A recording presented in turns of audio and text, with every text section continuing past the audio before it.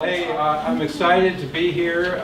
It's been something that we've been wanting to do for many years, is to really engage the young folks and get your ideas, because we feel that your future is best suited with your ideas.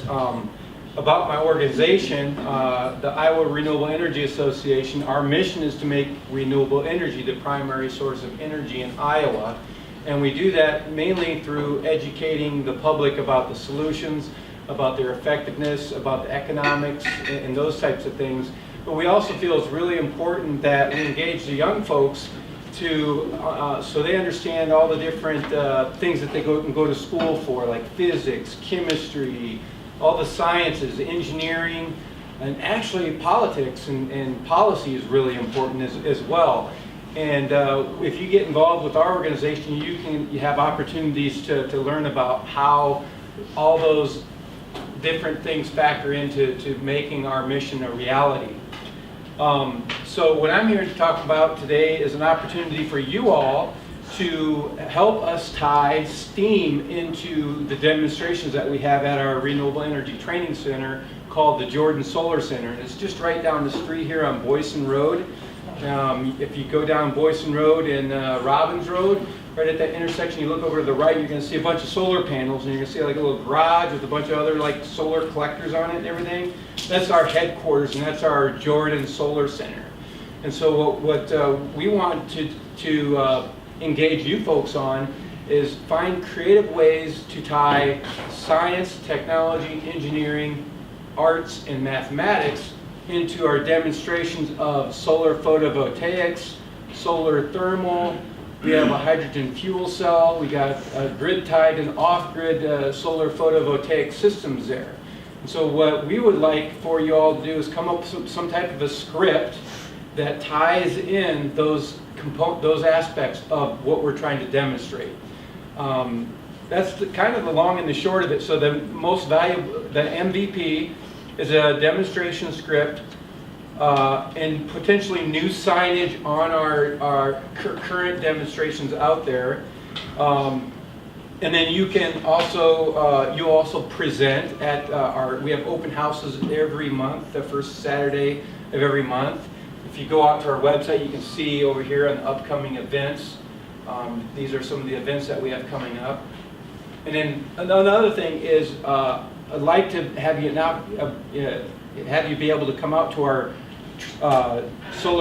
Jordan Solar Center to see all these things. Obviously, because if you're going to be doing a demonstration, you're going to want to know how all that stuff works and what all the components are. You can go out to our website and get a sense of what we have for our Jordan. We have under initiatives, you go down to Jordan Solar Center. Then there's the fuel cell, kind of talks about that. You got that as a donation from Alliant Energy. And then another thing is the solar thermal system. Stupid thing.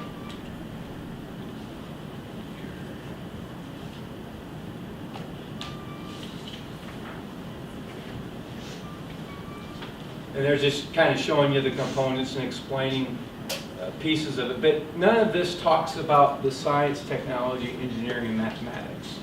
You know, the types of things you want to know is what laws of science make these things effective. Those are the types of things we want to try to tie in. What economic aspects of these solutions would people want to factor into the equation when they're trying to make their decision? Those are the types of things that we're looking to try to incorporate into it. And mathematics, you know, doing calculations and things like that, like your carbon footprint and those types of things. Does anybody have any questions? Yeah. Well, I would assume you guys already have a lot of this data that you're talking about. So are we just like writing it out, or? Actually, we don't have a lot of the data on the STEM aspects of it. So you would want to like do research, like for an example, ideal gas law is really important for the solar thermal system, right? Thermodynamics, in terms of thermodynamic laws for the solar thermal system. Why is that important for the system? Does that make sense what I'm getting at? Yeah, a little bit. It's most people, when they're looking at that, they're not thinking of those things, right? They're thinking about, well, how does it work from just, you plug it in, or, that type of thing. I want you to dig. This is kind of like a research project. You're applying science to these solutions. And you're trying to get people to understand how science makes them work. What are the sciences that make these things work? Any other questions? So it's almost like a reverse engineering, like the product already is working, but you want to help educate the public as well as these guys on how we got to that point. Exactly, and actually one of the big things that we're trying to accomplish is we're trying to show how different fields factor into these things so that they, because quite frankly, we have a scholarship and we'd like to grow that scholarship fund. In fact, a young woman from Linmar earned a scholarship because of her donating time to our organization.